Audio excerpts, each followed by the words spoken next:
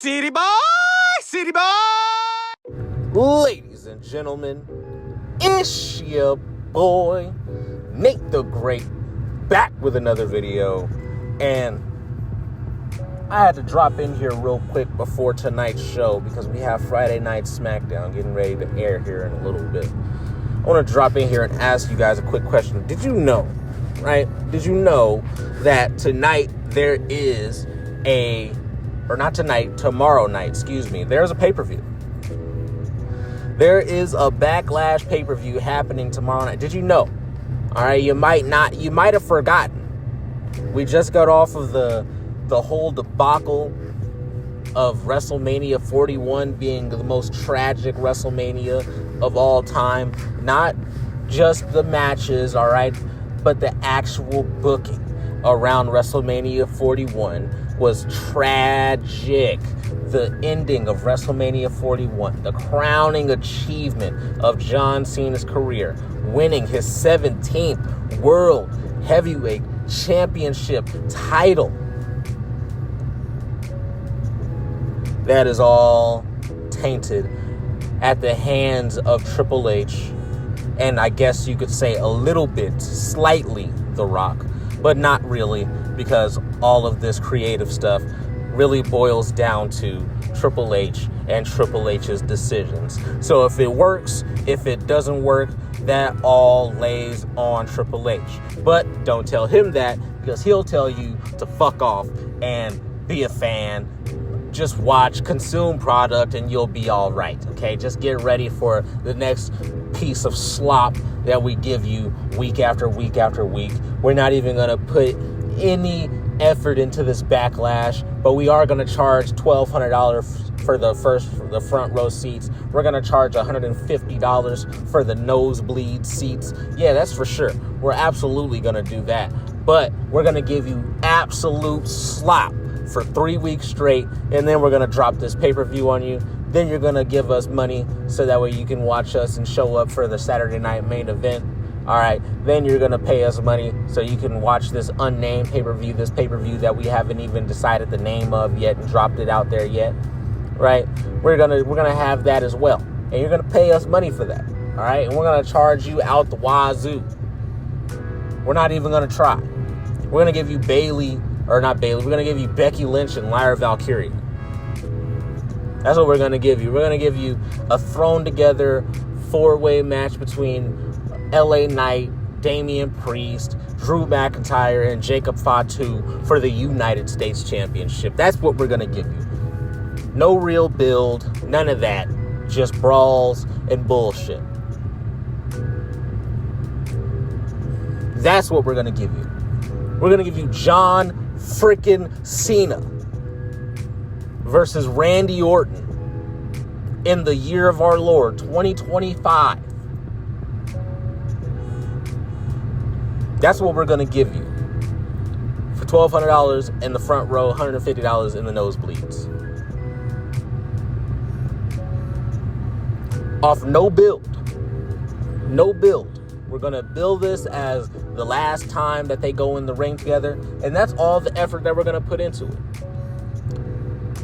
This monumental heel turn that we just made happen, 25 years in the making for John Cena. Yeah, we're just going to have him get RKO'd by Randy Orton a couple times. That's how we're going to build this whole situation. A couple RKOs from Randy Orton and a couple of scathing promos. That's how we're going to build this. That's how we're going to send John Cena and Randy Orton's Hall of Fame feud out the door for a final goodbye. John Cena's heel turn has been an abject failure for as long as the last, I would say, 6-7 weeks. Ever since they actually turned John Cena heel, you could tell that Triple H and WWE had absolutely no idea what the fuck they were doing or where the fuck they were going with this. This is something that just happened, obviously, to drum up some controversy, to drum up hype for WrestleMania. Yeah, John Cena turning heel. People have to watch that, right? Because the WrestleMania tickets, they're not selling like that. The Elimination Chamber tickets, they're not selling like that. They're damn near sold out, but we just can't get that last 8 to 10,000 tickets that are out there. So we got to do something. Let's turn Cena heel and then do absolutely nothing with it. Let's not build his character at all. He's going to go out there, he's going to cut the same promo for 8 weeks.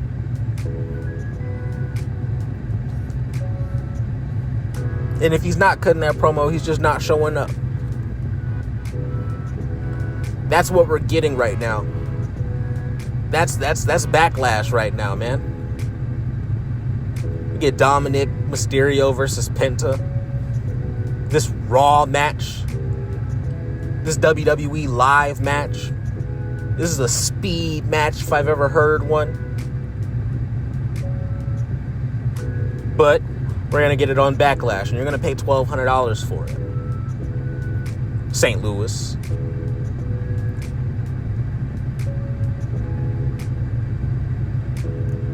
At some point, we have to start asking for better. You know what I mean? We have to start demanding better, because this is not good.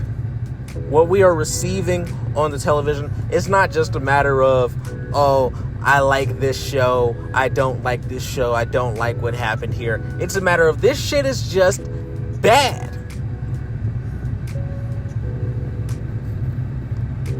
There are no storylines, there are no characters to attach yourself to, and that is the crux of the problem. But that problem is not being addressed. And it's like nobody gets it. We got Will Ospreay the other day talking about, well, in the ring, I'll take any of my guys over WWE. In the ring, they might have the bigger stadiums and all the sold out and all they're doing bigger numbers and all that, but in the ring, nobody cares. Nobody cares. If people cared about that, then AEW would be beating WWE right now. If people cared about work rate. But people like Will Ospreay, all the way up to people like Triple H, they don't understand that. They got Rusev. Triple H has Rusev going 50-50 with Otis, a jobber, in Rusev's first match back in like 5 years. And Rusev is supposed to be this big, clean house heel, the fixer. And he's going 50-50 with Otis, backing down from Tozawa. Malachi Black just came back. He's going 50-50 with The Miz. Fraxium just came up. They're going 50-50 with Pretty Deadly. Ray Phoenix just got back. He's going got made it to the roster, and he's going 50-50 with Nathan Frazier. Even Penta going 50-50 with Chad Gable, who, as much as I like Chad Gable, he is a jobber. All these 50-50 matches, and at the end of it, nobody ends up built. Penta's over because of his little walk that he does and his little hand signal emote that he does. Just like everybody else who's over right now, they're over off of an emote. Not off character work, because we still don't know who the fuck Penta is, why he is. We don't know. But this is Triple H's era. We're in an era where we're not going to get characters, and I say it all the time, we're not going to get stories, because the main thing, the most important thing is that Triple H will book, okay, what's going to be the best match possible? All right, since that's going to be the best match possible that we can get, we're going to give it to him fucking 13 times. We're going to have him brawl. And we're going to have it culminate after 6 months at some shit pay-per-view. After we've already seen him fight 6, 7, 8, 9, 10 times. That's what we're going to get. I just had to drop in here real quick, give my thoughts on Backlash.